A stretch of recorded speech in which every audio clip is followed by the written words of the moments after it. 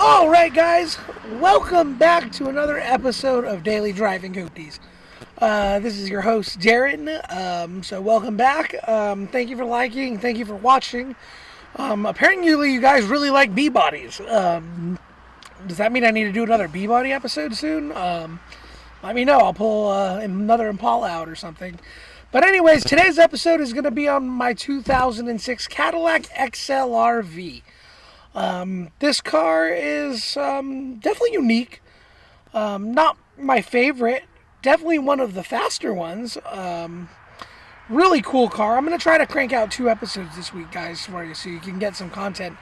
We're doing 2 of the rare cars in my fleet that we got here this week. As for this car, like I said, this is a 2006 Cadillac XLRV. When this car came out, this car kind of broke a lot of boundaries. This car was very heavily based off of the Evoque concept that released in, I believe it was 99. Obviously heavily based off of the Corvette, again, and this car is heavily based off of a Corvette. Totally built in Bowling Green, assembled in Bowling Green. The first letter of the VIN number actually is a Y, just like a Corvette. So a Corvette actually would have a YY body. This is a YX body. So Cadillac XLRs, they were actually built alongside C6 Corvettes in Bowling Green in the plant. They had their own line, but they were hand assembled there in Bowling Green alongside their sister car, the Corvette by Chevrolet. So really kind of a cool story, and the only car ever built next to a Corvette in the plant in Bowling Green. So Corvette's always had its own plant. Before that they were in St. Louis, and then before that in Flint for the 1 year that they built the 53. So as for this car, kind of a pretty rare car. So in 2006 they made 1,147 of these cars. So there was the most made that they made that in all of the V years. So I feel like I have the most generic color. I'd like to get the Nassau blue one. I don't know if you've ever seen that, or the red. I really like the red also. But as for these cars, the production numbers on the V series, they were in 06 they made 1,147. In 07 they made 410, and in 08 they made 392, and in 09 they made 239.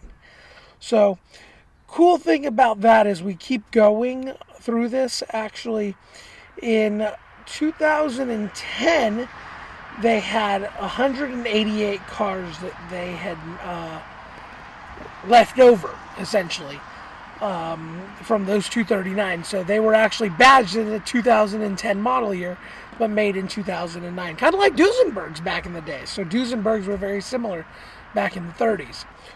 So anyway, Duesenbergs back in the 1930s, they were very similar to that kind of VIN thing. So the VIN number actually wasn't, or the model year wasn't assigned till the car actually originally sold from the dealers. So very similar to this Cadillac, the XLRs, later model years, all the cars were made in 09.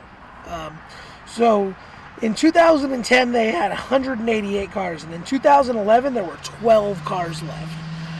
So 12 people bought brand new 2009 XLRs, and they got badged as a 2012 because that was the first year they sold. But just, yeah, kind of a really cool thing on these cars. So bizarro thing on these cars also was Cadillac decided to go with using a 4.6 liter dual overhead cam North Star motor. So the same motor that they use in the STSV. I believe it or not, the STSV actually got a little bit more horsepower than this car did. This car got rated at 443 horsepower. And STS, I believe, got rated at 469 horsepower or 459 horsepower. Kind of a weird thing. As with the transmission in the car, this car got mated with a 6L80E transmission mounted in the back with the transaxle, just like a C6 Corvette would have. But yeah, just a really unique kind of weird car that they had made that happened. So as for total XLR production between 05 and 09, they made 15,460 of these cars total. with V's included in that number. So not a lot of these cars really existed. And I know a lot of them have been thrashed. A lot of them have been crashed. And a lot of them are sitting as queens in garages in Palm Springs and Miami and everywhere else. This car is not a queen. I drive her. My dad drives her. My mom drives her. It's just a fun car. I really enjoy it.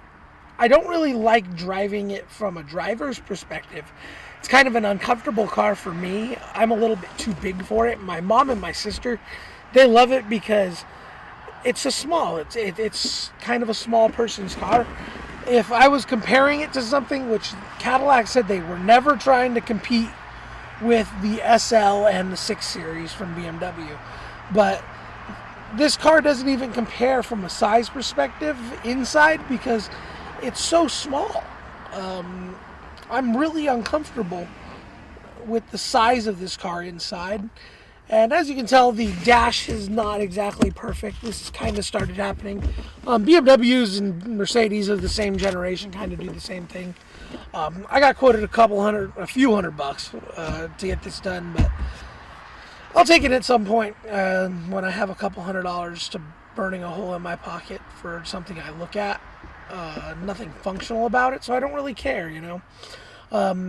I actually just figured I'd probably buy a dash cover for it, and it's kind of out of sight, out of mind, you know. The only thing that doesn't really work on this car that bothers me is the heads-up display. That stopped working a little while ago, so we got to troubleshoot that and figure out what's going on there. But as for the car as a whole, everything works. Air conditioning works, all the buttons work, the XM radio works, top works, Supercharger works really well. Like I said, we'll go for a drive over here in Brea Canyon Road. I want to go try to find this ski resort that happened in 1966. So in Brea Canyon, allegedly, some guy spent $750,000 in 1966 money to make a ski resort here in Brea. Don't really understand it. I'm going to go look for it. It's allegedly somewhere right here, so we'll go try to find that. But we're sitting in the Carbon Canyon Park right now. We're at the foot of Brea right now. And really nice, pretty park, actually. $3 admission, and I figured I'd pay it. We're here. Kind of a quiet spot. I hope the audio's not too bad with some of the passing cars. But as for the car we're sitting in, we'll do a walk around and in a minute here. But as for the things I like about the car, also, it's very much so set up like a Corvette. The dash feels very reminiscent of a C6. The shifter is exactly like a C6. The infotainment system's kind of goofy. I wish that would default back to the Cadillac logo like it would be when it would be off. But that's kind of the only thing I don't like about it. It does have turning headlights, which is really cool. So when you turn the steering wheel, the headlights actually turn with the wheel. So that was a kind of a really cool concept that GM came up with in 2005, 2006. And one other thing I wanted to note in this episode is this is one of 3 cars that GM had that were hardtop convertibles. This car was one of them. The SSR was another. I actually have one of those, so we'll do an episode on that coming up here soon. And then the Pontiac G6. I don't have one of those. I don't really care to have one. The only reason I ever would want to have one is because it's the 3rd hardtop convertible. If you give me one, I guess I'd keep it and make it the best G6 it could be. But yeah, not so much. As for content this week, we're going to do another episode tomorrow. We're going to do it on the Unicorn. So I actually have a car. I don't want to give too much away, but I have a one-of-one car. It's Topaz Blue, 2003 BMW 540 Touring M Sport beige interior car with a 6-speed swap manual. The car is awesome. From factory, it was one of one. It now has a manual transmission, which I'd say improves the value. So we're going to do an episode on that tomorrow. Anyways, the car is actually a really nice car. Other than the dash, the A-pillar here, everything's pretty intact. Everything works. The tops, like I said, it works. The gauges are actually really pretty in this car. I do want to show you the supercharger and everything, so I'm going to go ahead and stop the video here. We're going to go ahead and hop out of the car and we'll do a walk around, and then we'll go and drive this thing really quick. Because I think you're really going to be very impressed with the acceleration of this car, and we're going to go try to find this slope thing here in Brea Canyon. So we'll see you guys in a second. Alright guys, so here we are outside of my Cadillac XLRV. 2006 model year, like we said. Just a really nice car, fun and fast. I love the angularness of this car. So, as we said, it was very, very heavily influenced off the Evoque, which was a really, really cool concept car in the late 90s that GM kind of had come up with. But wide-body platformed car, so built on a Corvette. One thing I love about this car is you've just got to see this back thing and how it opens. So I'm going to go ahead and hit the button here. So here's the key. There it is there. We're going to hit the back button here. So check out how this thing opens.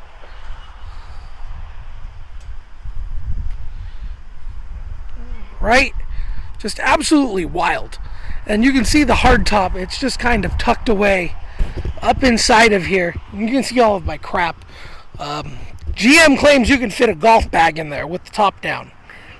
I don't believe them. But this top is wild. I wish I could show you how it works. Maybe we can do it inside. But yeah. This thing's really kind of a wild beast, and then it's one of the first cars that I've seen that you have to hit the button to close it. But it has that V badge, like I said, there's that exhaust, and it has those weird GM cutouts actually, that the car actually cuts out the exhaust. Here we are. Here's the interior of the car. Like I said, just a really pretty clean example. Seats are pretty clean. Nothing's really worn out that badly. Dash is all pretty clean in the cluster. Has those cool Bulgari gauges and all the V badging, and I actually really don't mind the steering wheel. I'm always very critical of steering wheels, and the steering wheel is not a bad wheel at all. Like I said, V supercharged, and we can come over here to the front and let's show you this little monster that resides under here. Ooh, she's been parked. I'm sorry. She's dirty. But there she is. The supercharged Cadillac motor. See. I feel ashamed. She's so dirty. They even put the Cadillac emblem or logo up there. Clearly I was working on it, so I disconnected the light. But there she is. Massive, massive motor. So dual overhead cam. I don't know if these had variable valve timing. I'm going to guess they probably did. I mean, my BMW does, and that's an 03. So we're 3 years later. So I'd hope Cadillac is to that point by here. So the one thing I do want to point out to you guys is I've actually been lying to you this entire episode. So most North Stars are 4.6 liters. So this is a true point. In these supercharged models, they were actually 4.4 liters. So they actually brought the displacement down because they were boosting the motor with boost. So for some reason that they brought the displacement down. I'm guessing they could probably rev it more or something, or play the Ferrari principle. I'm not quite 100% sure. But yeah, just kind of a weird principle. So, alright guys, here we are. We're in the XLR. I'm going to hit the button for the top. So here we go.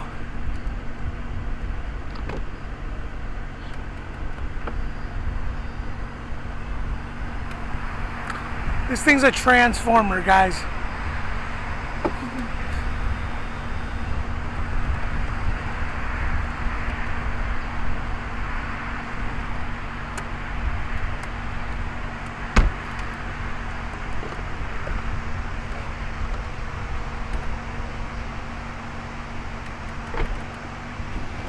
And there it is.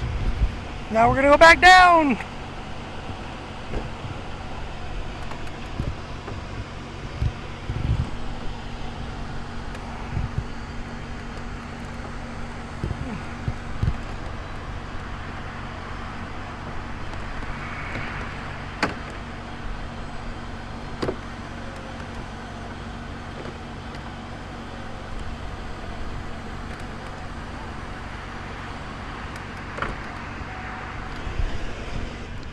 Alright guys, so here we are, looking at the dash, so 92,411 miles on her, just an awesome sounding car though.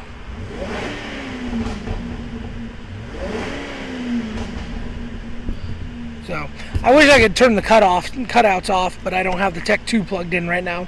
But just a really cool car, guys. So we're going to go drive this thing right now and do a couple pulls. I do want to show you this thing and how fast it is. It is incredible. So I got some 40s on 4 going, or 40s junction now. It's not 40s on 4. Yeah, I'm being an old person today. I'm driving my Cadillac. But anyways, guys, we'll talk to you soon. Bye. Alright guys, Darren here. I just want to show you guys the sheer power of this thing.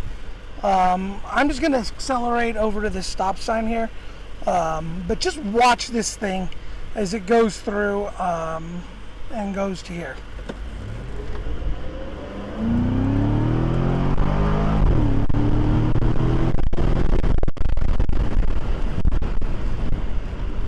I mean, you're talking no space whatsoever, and the car just goes absolutely insane.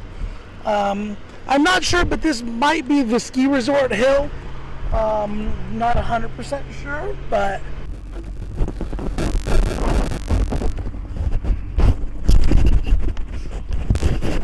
all right, guys, I don't do enough of these.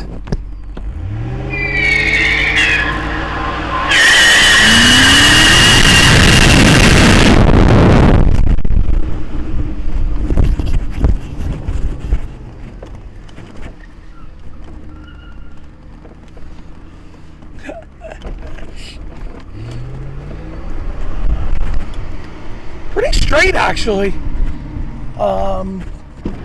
Squeaky. Nice launch marks though. Anyways, bye.